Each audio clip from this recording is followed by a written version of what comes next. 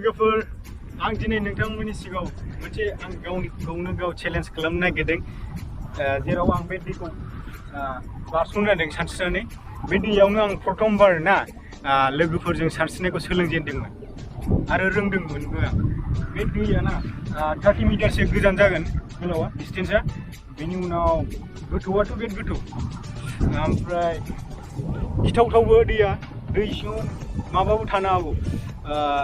क्रकडाइल bwhwil नाथिम होनो जायखौ आरो लोगोसे माबाबो शार्क बायदिसिना थानो हागौ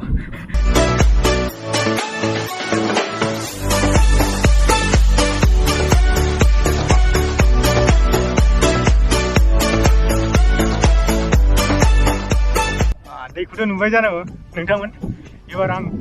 बारजुमसै नायनोसै बेसेबां समनि गेजेराव समनि गेजेराव फोजोबनो हायो सानस्रिनानै आरो चेलेन्जआ इन्टारेस्टिं जागोन डर के आगे जीत है भाई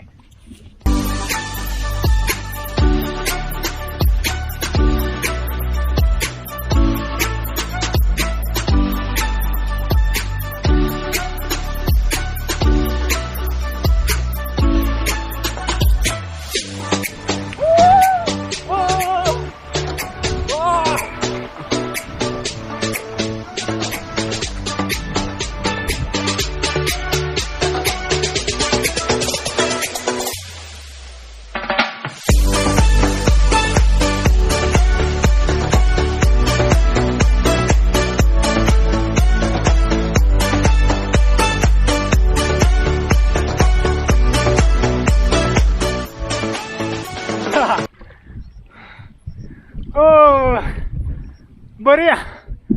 मजा आ गया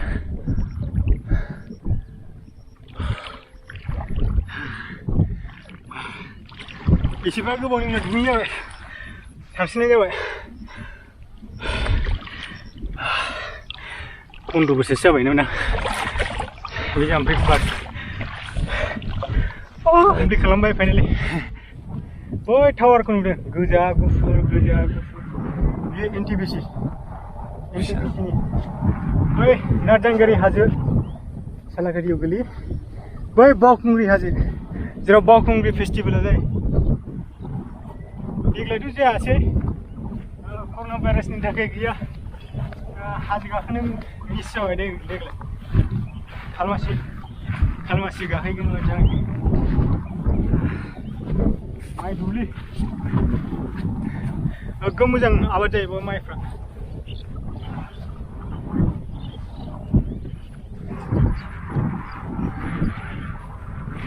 सुइस गेट दं थारं दैसायाव सुइस गेट मालाबा थांगोन मालाबा भिडिअखौ देखायगोन उनाव मालाबा साननैसो उनाव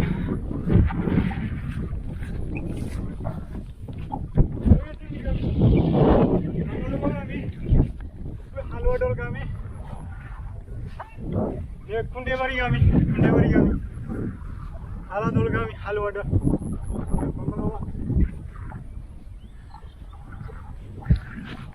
Okay.